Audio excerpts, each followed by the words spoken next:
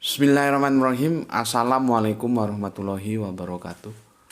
Asyhadu an la ilaha illallah, asyhadu anna Muhammadar Rasulullah. Allahumma sholli ala sayyidina Muhammad wa ala ali sayyidina Muhammad. Kama sholaita ala sayyidina Ibrahim wa ala ali sayyidina Ibrahim. Bil alamina innaka Hamidum Majid. Sebelumnya kita panjatkan dahulu doa kepada Gusti Allah Ingkang Maha Agung ya. Untuk saudara-saudara kita yang telah memberikan sholawatnya berupa infak dakwah kepada channel dakwah ini sehingga dapat eksis dengan setia hadir paling tidak hingga detik ini di ruang-ruang diskusi kalian semuanya baik di mancanegara maupun di dalam negeri ya. Semoga sholawat saudara-saudara kita itu menjadi catatan langit amal soleh bagi mereka dan keluarganya kelak, dan insya Allah akan membalasnya dengan balasan yang lebih baik lagi. Berikut juga untuk pewer terkasihku dimanapun kalian berada ya, di mancanegara, di dalam negeri, harapannya sih ojo lali, jangan lupa, semoga selalu always selalu untuk anti skip dan anti download ya supaya ada iklan yang masuk lah ya. Dan yang berkenan silakan di share link kajian dari channel dakwah ini. Tuh, kasih tahu kalau mama ada tugas. Oke, berikutnya atas doa-doa baiknya aku ucapkan terima kasih ya. Banyak sekali aku menerima doa-doa baik dari kalian semuanya. Aku nggak bisa sebutkan satu persatu. Aku hanya akan membalasnya ke semua kalian secara bersamaan. Atas doa-doa baik kalian yang dicurahkan untukku, harapanku kebaikan itu juga tercurahkan untukmu. Jadi kita saling mendoakan kebaikan sesama saudara. Amin amin ya rabbal alamin. Oke, seperti janji aku ya tadi bilang ada pertanyaan dari saudara kita Kang Mas Heilong yang dari Lampung. Karena ini oot maka aku bikin videonya tersendiri ya. Ini dia ada beberapa pertanyaan, aku juga bingung nanti tajuknya apa ini ya.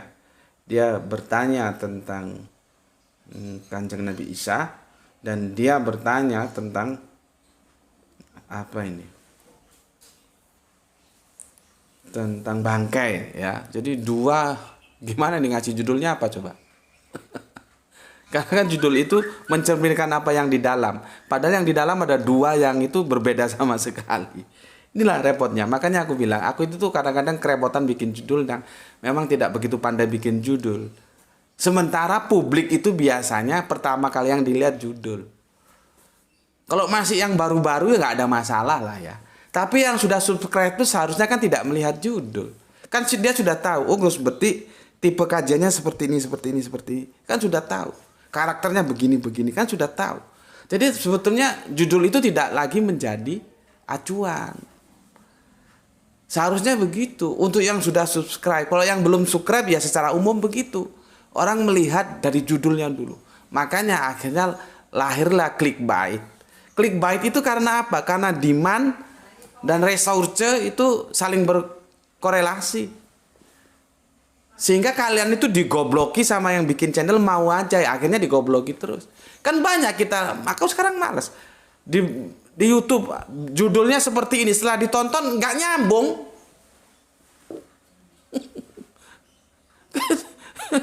Dan publik mau begitu ya terus aja kalian bodoh terus. Mau jadi korban dibodohi oleh orang lain. Ya. Nah sekarang seperti kita ini kan mau kasih judul apa? Dan dua pertanyaan tentang Nabi Isa dan tentang bangkai. Kalau aku kasih judul tentang Nabi Isa yang bangkainya, masa dua-duanya bangkai dan Nabi Isa gitu? Ya sudahlah, aku jawab saja nanti judulnya apa aku pikirkan ya.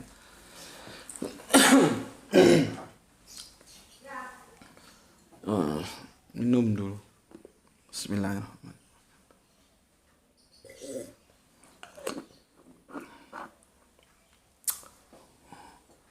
Jadi aku minta kalian ya, terutama yang sudah subscribe itu jangan terfokus berpijak pada judul, tapi langsung aja ke isi kajiannya gitu ya. Kayak gini Mas Heliong begini. Oh ya Gus, kalian mau tahu tanggapan panjenengan dengan pernyataan atau pemikiran ini ya. Pertama begini dia bilang. Ini hampir ambilkan handphone Bapak yang Xiaomi. Ini ada pertanyaan ini bagus ini ya. Yang Xiaomi mana? Ini lahir dari pemikiran yang brilian. Ada bunda kita ya, beliaunya memang tidak apa namanya, sudah 3 tahun, berarti sudah sejak awal channel ini dibangun. Channel ini kan usianya kurang lebih 3 tahun. Beliau menjadi viewer setia, cuman tidak pernah komen gitu ya. Tanyanya hampir seperti ini. Ini soleha kita namanya siapa ini? Dari Bogor juga ini, ya. Begini. Assalamualaikum Gus. Waalaikumsalam. Saya, Ibu Jariah, soleha kita, Bunda Jariah dari Bogor Gus.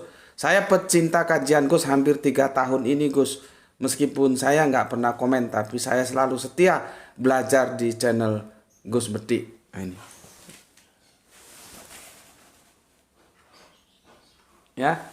Jadi bunda kita memang tidak pernah komen gitu ya, dan dia tanya langsung Japri hampir seperti tanyaannya Mas ini. Ya. Kalau 3 tahun berarti termasuk awak generasi awalun, karena channel ini kan kurang lebih 3 tahun. Ya. Terima kasih untuk Bunda Jariah yang ada di mana? Bogor. Bogor ternyata banyak ya. Iya, Bogor ini ya. Mumu itu dari Bogor juga kan? Terus belum lagi Bogor Timur, Abah Gelung. Ya. Kalian bersilaturahmi lah ya, saling kontak. Begini pertanyaannya, seperti yang ditanyakan oleh Bunda Jariah dari Bogor. Nabi Isa disebut Ibnu Maryam di Al-Quran. Sorry. Bunyi ini. Sorry, aku matikan dulu ya. Sorry, maaf. Oke. Nah gini nih lah kalau gaptek ya. Oke. Oh iya Gus, sekalian mau tahu tanggapan panjenengan dengan pernyataan garis miring pemikiran ini. 1. Nabi Isa disebut Ibnu Maryam di Al-Quran. Dikarenakan kekafiran ayahanda, bukan karena keperawanan ibunda. Maka aku mau tanya, yang ngomong gitu suruh carikan data Qur'ani loh ya, di mana yang menunjukkan ayahanda Kanjeng Nabi Isa itu kafir. Al-Quran 6.236 ayat. Kalau dia bisa tunjukkan berarti itu benar argumentasinya. Tapi kalau dia tidak bisa tunjukkan, yaitu pemikiran dia, kita hormati saja sebagai pemikiran. Apa beratnya sih? Dan kita juga kan punya pemikiran. Kalau katanya sahabat Umar, lu punya otak, gue juga punya otak. Gitu Mas ya. Nggak bisa, kita bicara tidak by data, nggak bisa. Harus by data. Literasi data paling akurat yang dia bersifat absolut dan tidak bisa dikalahkan ya Al-Quran itu Mas. Karena kita berbicara agama, berbicara Islam. Baru nanti level keduanya hadis. Itu loh. Pernah nggak Al-Quran menunjukkan bahwa Yesus itu atau Kanjeng Nabi Isa punya bapak, terus bapaknya itu kafir, punya enggak? Kalau itu ada penjelasannya di Quran surat berapa, ayat berapa, kita kaji bareng nanti. Ya, kita kaji bareng. Kalau memang benar ya kita taslim, kita ikuti karena benar. Kalau salah ya nggopo diikuti orang itu salah. Kalau mau dia tetap berpijak pada pemikiran itu ya silahkan saja lah orang berpikir, siapa mau larang. Orang aku juga bebas kok berpikir, orang nggak boleh larang. Maka aku juga harus fair ketika orang berpikir juga, aku nggak boleh larang. Gitu Mas. Kembali ke data, literasi. Ada nggak Al-Quran menjelaskan bahwa Kanjeng Nabi Isa punya bapak dan itu kafir? Selama itu tidak ada, ya seperti tadi, ngomong aja ke orangnya.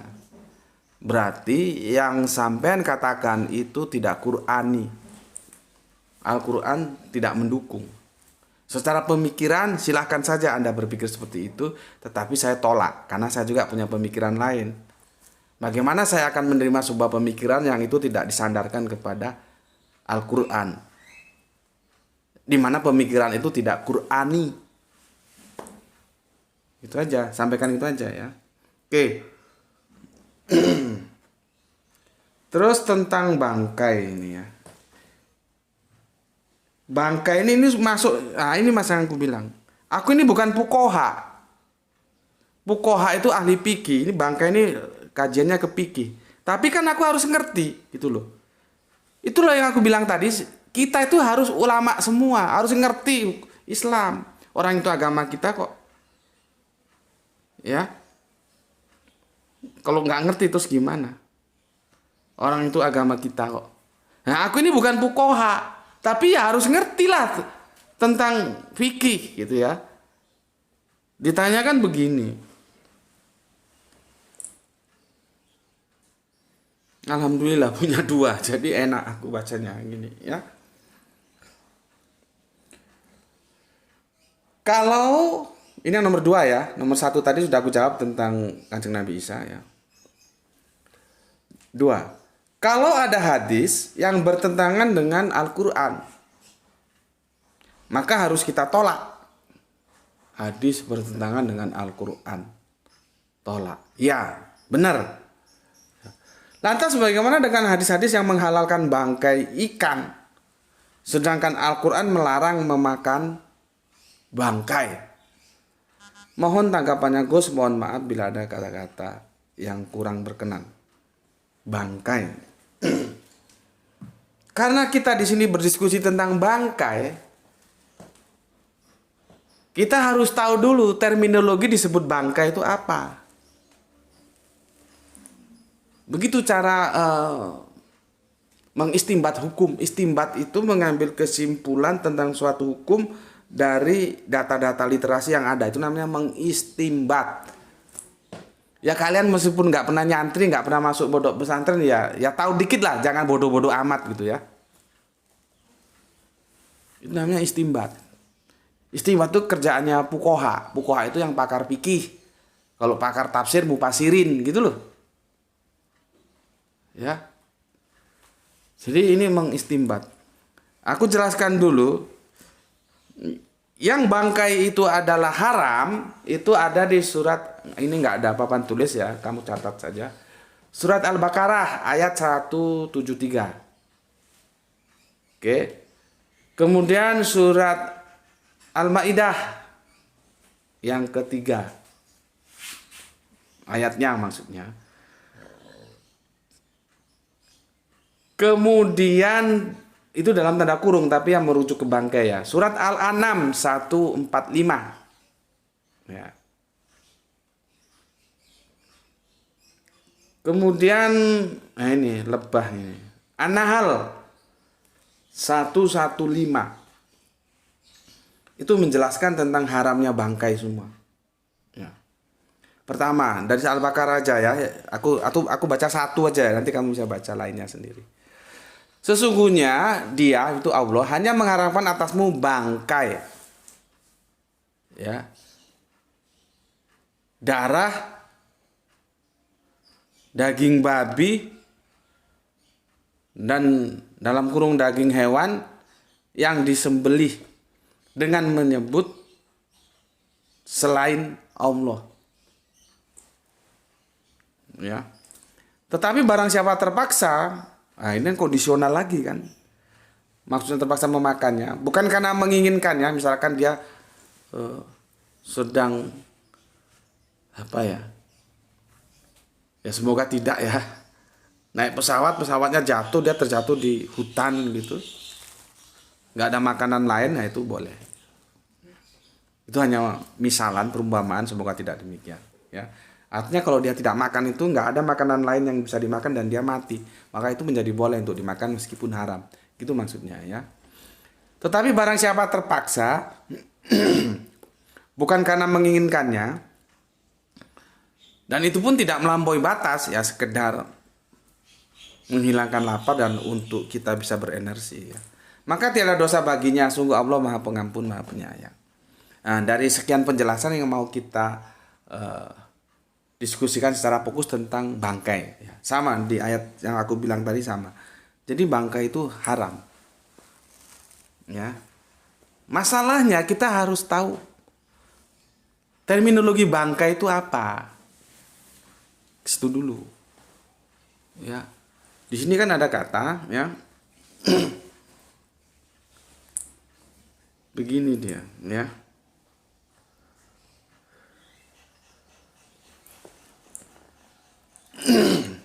Sesungguhnya dia hanya mengharamkan atasmu bangkai, darah, daging babi dan hewan yang disembelih dengan ya selain Allah. Ya. Dengan selain Allah. Ya, berarti ya yang namanya bangkai itu adalah binatang ya. Pakai binatang atau pakai hewan ini? Ya, hewan, pakai hewan. Apa sih bedanya hewan sama binatang? Ya. Yang itu disembelih tidak menyebut nama Allah. Itu bangkai. Ya, atau yang mati, tentunya namanya mati. Yang disembelih saja kan tuh matinya dibikin oleh si penyembelih, tapi tidak menyebut nama Gusti Allah yang Maha Agung, itu bangkai. Apalagi yang mati misalkan tertubruk, misalkan terjerat, tercekik, ter apapun yang membuat dia mati karena sakit misalkan, itu bangkai. Gitu loh. Dan ini biasanya dinisbahkan kepada hewan-hewan ternak. Seperti katakanlah kambing atau domba atau kerbau atau sapi atau ayam. Yang itu dagingnya biasa kita konsumsi. Dan binatang-binatang itu atau hewan-hewan itu habitat kehidupannya di darat. Ya, jelas ya. Itu dulu harus pahami dulu. Itu disebut bangkai. Nah sekarang sesuai pertanyaanmu tadi kan tentang ikan. Ikan itu kan di laut. Itu yang pertama. Ya, ikan itu di laut. Ya.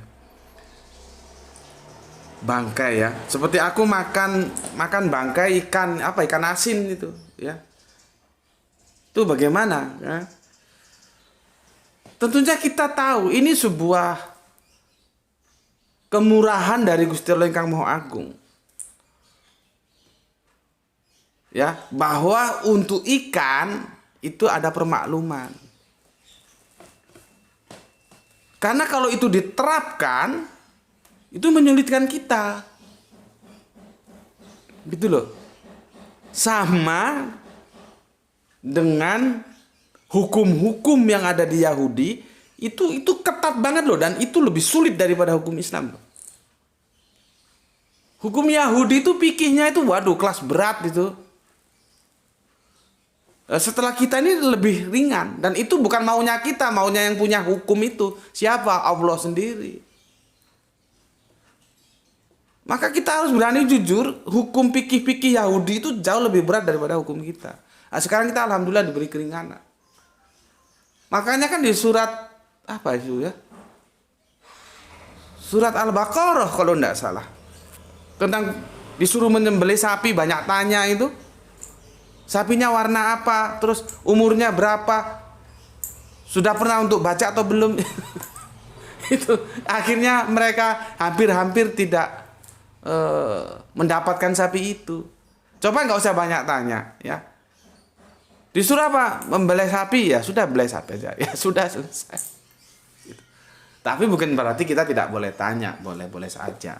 Cuman yang aku mau sampaikan, harus jujur kita berani mengakui memang fikih-fikih Yahudi itu lebih ketat daripada fikih kita yang Islam ini. Jadi di Islam ini sudah relatif lebih dimudahkan sama Allah. Nah, sekarang kita berbicara bangkai ikan. Kita lihat sekali nelayan itu lempar apa namanya? Lempar saut, lempar jala, belum lagi yang pakai pukat itu. Itu sekali lempar dan ditarik itu ada berapa ribu ekor ikan itu. Lah kalau itu harus satu persatu disembelih atas nama Allah, gimana prakteknya itu loh? Jangan-jangan satu harian nggak dapat ikan, cuma dapat satu tarikan aja karena habis tuh. Gitu loh. Makanya dimaklumkan, termasuk yang kita makan sehari-hari ikan asin ini. Nah kalau diterapkan seperti sapi, ya mampus. Nelayan itu megangnya juga gimana gitu. Ya, makanya hadis itu merinci bangkai yang mana dirinci di hadis. Bangkai yang ikan ini boleh gitu loh ya, jadi tidak bertentangan itu. Sama dengan sholat, banyak sekali perintah sholat di Al-Quran, tapi kan kita sholat gimana ini kan dirinci di hadis ya gitu. Makanya aku kan bilang kemarin ya, raw material madah itu bahasa pesantren. Kalau bahasa kita raw material. Raw material kita itu dalam kehidupan kita sebagai orang Islam dua. Al-Quran dan hadis. Gitu loh. Jadi kita mau melakukan sesuatu, penjelasannya lihat di Al-Quran, lihat di hadis. Kalau Nabi, enggak, cukup Al-Quran saja. Tapi kita sebagai umatnya Al-Quran dan hadis. Karena nanti dijabarkan di hadisnya itu. Ya perintah sholat ya banyak, tapi sholatnya gimana? Kan kita nggak tahu ruku, sujud, apa langsung dodok gitu aja. Maka gerakan-gerakannya itu kita lihat hadis atau lihat sunnah. Ada yang bilang sunnah, ada yang bilang hadis, terserah mau pilih yang mana. Nanti juga itu ada yang fi'liyah ya, atau yang qauliyah yang diucapkan Kanjeng Nabi atau yang dilakukan Kanjeng Nabi. Gitu. Itu dalam rangka teknisnya. Seperti itu, ya. Itu yang mampu aku jelaskan untuk Kang Mas siapa tadi nih? Yang ada di Lampung Tengah ya. Heilong ya. Mas Heilong itu pertanyaannya ya. Untuk Mas Heilong yang ada di Lampung Tengah ya. Dan aku menyarankan silakan tanya kepada yang lain. Supaya nanti referensi datamu itu lebih banyak, itu lebih bagus. Jangan hanya dari aku saja. Nah, kalau aku ngaji begitu.